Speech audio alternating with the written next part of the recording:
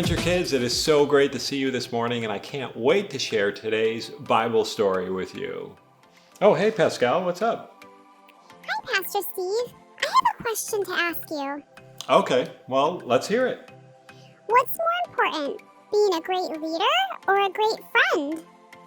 Ooh, that's a really good question, Pascal. Why do you ask?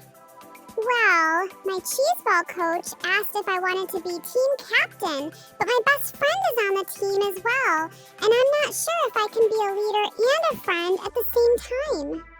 Oh, well, that is really tricky, Pascal. But you know what? Maybe today's Bible story will help. Really? What is it about? Well, it's a story about two people named David and Jonathan. And even though David was a great hero and a leader, it was actually Jonathan who did something very courageous to save David's life. It's an exciting story about true friendship, and that's something that Jesus models for us really well. And that's today's Bible point. A true friend loves like Jesus. I can't wait to hear what happens. All right, well, let's jump right in and find out.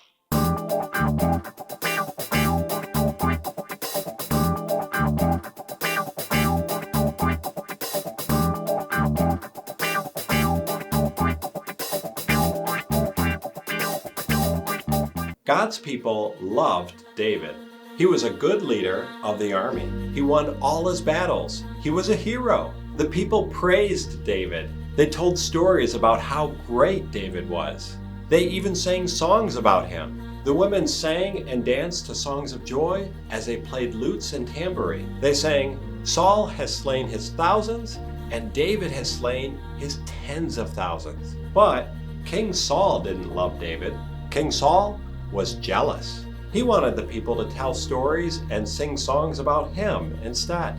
Every time God helped David win another battle, Saul became more jealous and angry. King Saul had a son named Jonathan. Jonathan was kind to David. He decided to be David's friend. One day, Jonathan made a covenant with David, and he gave David his robe and military clothes, his sword, his bow, and his belt as a sign of their friendship. David was afraid of King Saul because King Saul was so jealous and angry. But Jonathan wanted to help David and protect him. He promised David, "I will help you get away from jealous King Saul. I will always be your friend. A friend loves you all the time." David asked Jonathan why his father Saul was trying to hurt him. Jonathan didn't have the smallest clue that his father was trying to harm David. Jonathan promised David that he would find out what his father Saul was trying to do. When Jonathan realized that King Saul, his father, was looking for a chance to hurt David, the two friends made a plan. He told David that on the next day, David should hide in a field by a stone called Ezel.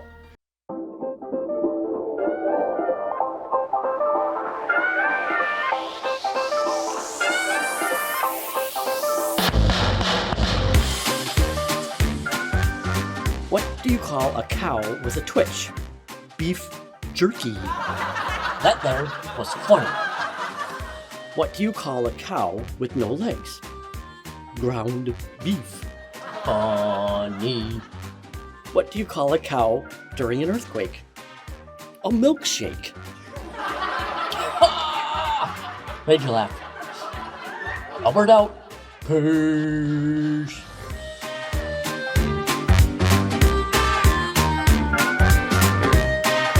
David asked Jonathan why his father Saul was trying to hurt him. Jonathan didn't have the smallest clue that his father was trying to harm David. Jonathan promised David that he would find out what his father Saul was trying to do. When Jonathan realized that King Saul, his father, was looking for a chance to hurt David, the two friends made a plan.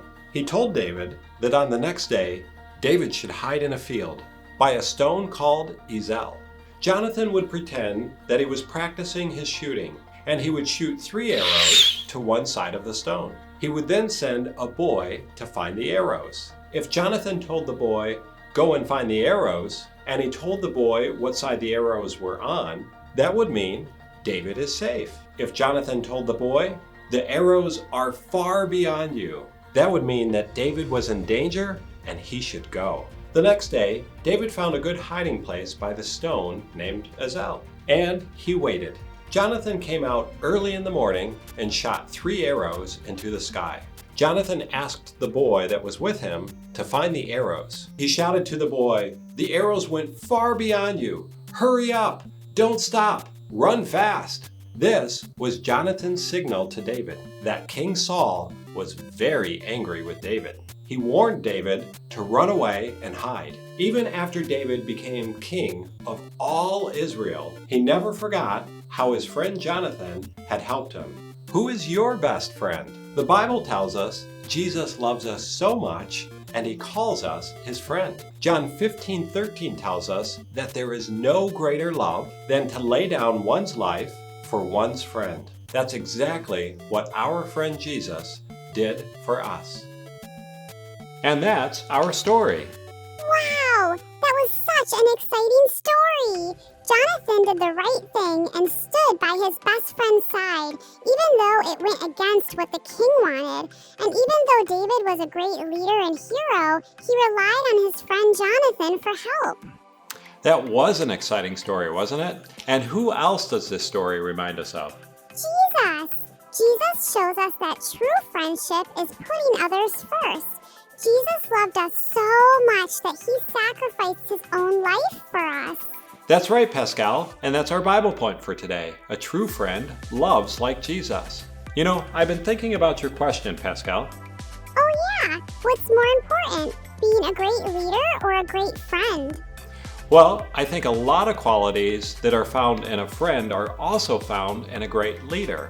Things like trust, loyalty, honesty, and putting others first. Oh, I can be a great team captain and a great friend by putting my teammates ahead of myself. Well, I think you got it, and I think you'll be a great team captain. Have an adventurous day, everyone.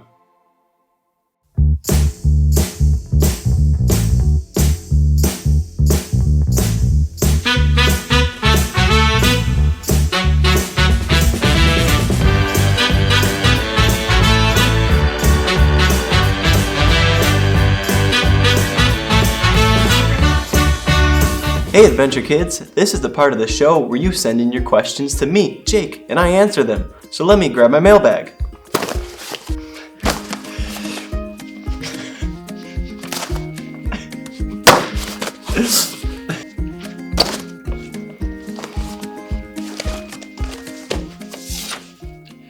Hi Jake, I trust in Jesus, but sometimes I have some questions and doubts. Is that wrong? From Ellie.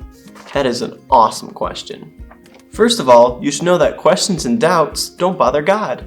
In fact, it may even please God that you have questions and doubts, because this means you are really trying to figure things out. One of the best things you can do when you have doubts is to remember all the good things God has done for you in the past. It might even help to keep a journal to write down things, like when you prayed for a sick friend to get better and God healed them. One of the best things you can do when you have questions about God is to reach out to a good friend, parent, kidsman volunteer, or a pastor, and they can help you understand. I ask my mom or dad when I have questions, and I know my parents have good friends they can ask for help. Awesome question. Hi Jake, can you beat Pastor Steve in tic-tac-toe? From Sam. That is an awesome question. Let's find out. Alright, tic-tac-toe, me and my dad, let's see.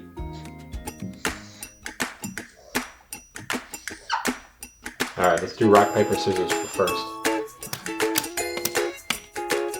Oh, Go first. Oh, the middle square. That's tough to beat.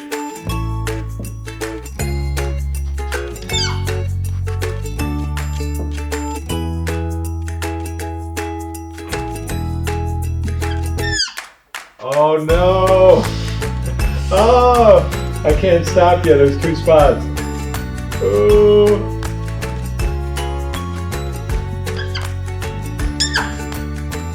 Alright, nice job. Alright, grab a friend or family member. and let's see who can win between you two. So remember, if you have a question for me, Jake, just go to the website takeawaywithjake.com and I'll be happy to answer your question right here on the show.